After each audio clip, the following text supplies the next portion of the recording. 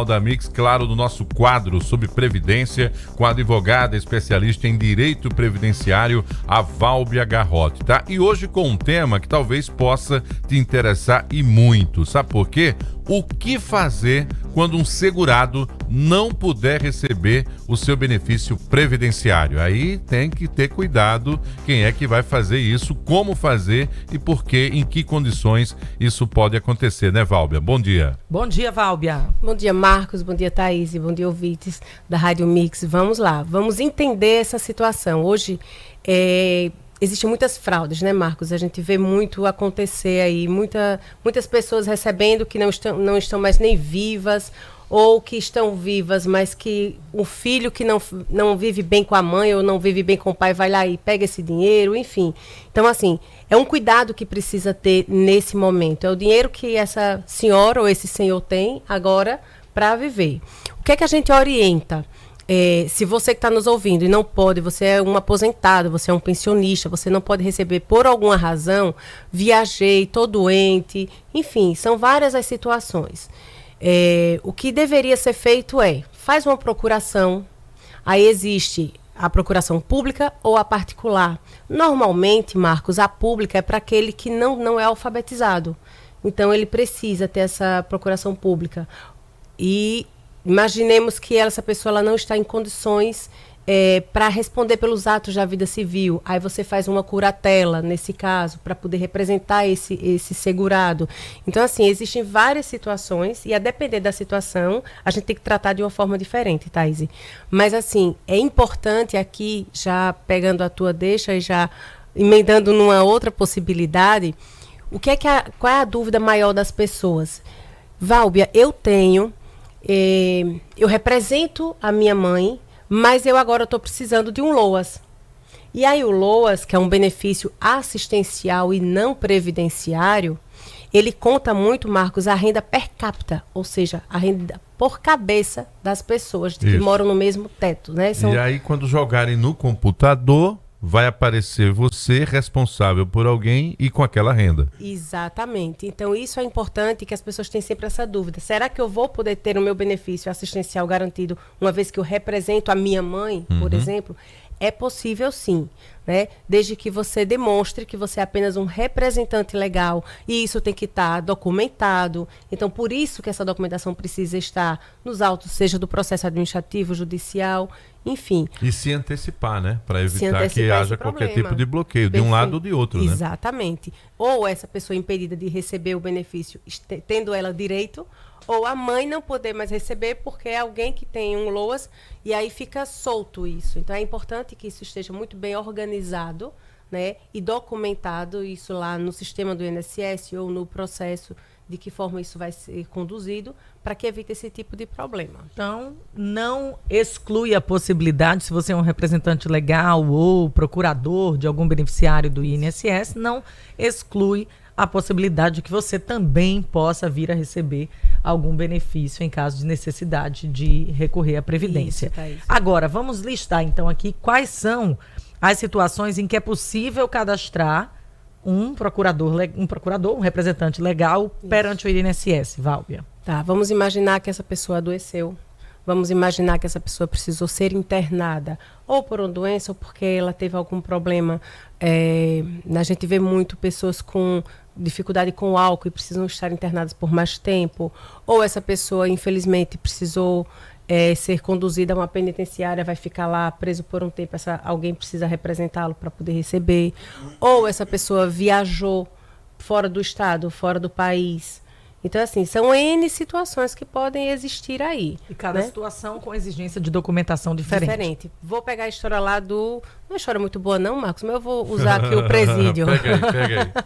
Imaginemos alguém que foi conduzido a ficar quietinho lá por um tempo. Ele vai precisar de uma declaração de que ele está lá detido. Então, cada caso vai ser um caso. Eu precisei viajar, está fora do país, então vai depender do acordo que existe entre os países. Existem países que existem acordos que eles facilitam, então eu não preciso ir lá no consulado, eu preciso apenas de um atestado que vai me trazer essa garantia de que eu estou fora do país. Vai depender da lei entre os países. Essa pessoa está internada, eu preciso pegar um atestado daquele hospital ou daquele lugar onde ele está. Então, cada situação vai me trazer uma documentação diferente. Tá aí. Então é muito simples, né? Você não deixa de receber o benefício simplesmente pelo fato de não poder comparecer no ato. Demora para fazer esse processo? Não. Aí eu devolvo a pergunta para você, o que seria um prazo para demorar? Porque depende muito. Porque normalmente... Demorar um mês e atrapalhar... Mais de 30 dias, Isso, por exemplo, receber o dinheiro. Naturalmente. E caso demore, se a pessoa receberia o atrasado, né? Sim. Recebe. Naturalmente vai demorar um certo tempo, porque como a demanda no INSS ela é muito grande, então isso naturalmente vai... talvez não seja um pão francês que a gente vai lá e pega ele quentinho na hora, né? Não vai ser bem por aí, era a nossa... deveria ser, mas não é. Mas como o Marcos bem pontuou, você vai receber esse dinheiro se ele não vai ficar perdido, digamos assim. Mas é importante também a gente perceber uma coisa. As pessoas, por exemplo, ela vai receber um benefício. Normalmente, essa pessoa já tem uma conta corrente. Né? Então, esse dinheiro já vai cair na conta daquela pessoa. Então, vai depender muito da condição, do trato que você tem com a pessoa que te representa. Isso não vai impedir de você não receber esse benefício. Agora, uma coisa que é importante, Marcos, que a gente usa muito essa questão do representante ou do procurador, do curador, enfim, nas provas de vida. Isso é muito importante. Por quê? Uma procuração, seja ela pública ou particular, ela tem pelo menos aí a duração, ela está vigente por 1 ano. Então, uma vez você feito, você tem 1 ano e você renova a cada 12 meses. Certo. Tá? Mas vamos imaginar que chegou a hora de fazer a prova de vida, porque existe a prova de vida. Antes, as pessoas iam na Caixa ou no Banco do Brasil, onde elas recebem, e ia lá e fazia a prova de vida. A digital, a foto, enfim, as coisas vão... à medida que o tempo vai passando, as coisas vão mudando, vai melhorando também em algumas situações. Por exemplo, hoje há um cruzamento de dados.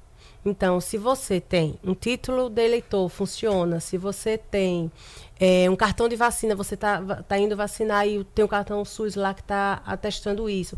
Então, o que é que o INSS hoje faz? E não só o INSS, como os regimes próprios também. Você vai cruzando as informações. Se essa pessoa tem isso ativo, significa que ela está viva. Entendo. Então, naturalmente, hoje está mais fácil a prova de vida. Mas, Valber, não existe isso. Eu fui convocado para fazer a minha prova de vida e eu não tenho condições de fazer. Por essas razões que a gente já conversou anteriormente. Vai ter a mesma condição. Você vai fazer procuração, seja ela pública ou particular, e vai ter essa pessoa lá te representando. Quando você fala de procuração, tem a ver com cartório, né? E no caso da curatela, também cartório ou tem que ter a presença do juiz? Ação, curatela, ação judicial. Ação judicial. E cartório, vamos aqui também complementar a informação, se você já está impossibilitado por alguma razão de doença, como a gente falou, o cartório pode ir até você. Você paga um pouquinho mais, mas o cartório vai até você. Boa. Então é importante que as pessoas entendam isso também. Tá? E aí a pessoa do cartório dá fé, né? Como eles falam lá, dou fé de que aquela situação é real. Isso, ela atesta administrativamente tem como avançar. Perfeito. Boa dica, né? E essa da tudo curatela, muito simples, viu, Thaís? né? É a única que tem que procurar o juiz, porque vai ter que ter laudos que confirmem que a pessoa realmente está sem condições de responder por si. Aí já tem que ser laudo médico confirmando isso. Perfeito. É isso, tirando as dúvidas, né? Tem interação aqui pelo Zap Mix, o Jorge Alberto manda pergunta aí para a Valber. Bom dia, Marcos e Thaís, da Mix. Aqui é o Jorge, aqui da cidade universitária. Eu gostaria de você procure saber da doutora aí, a pessoa que paga autônomo, aí vai pagando todo mês autônomo, aí deixa de pagar. Qual é a carência que o INSS ainda dá para a pessoa para voltar a pagar, para ter direito ao auxílio doença? Por gentileza, muito obrigado para falar com a doutora aí, viu? Tchau. É o Jorge. Seu Jorge, bom dia. Que alegria falarmos com o senhor aqui da Rádio Mix. Então, o senhor paga como autônomo e aí o senhor fez a pergunta de um auxílio-doença, quanto tempo, qual é a minha carência? Muito bem, seu Jorge, o senhor está antenado, hein? Temos carência, sim.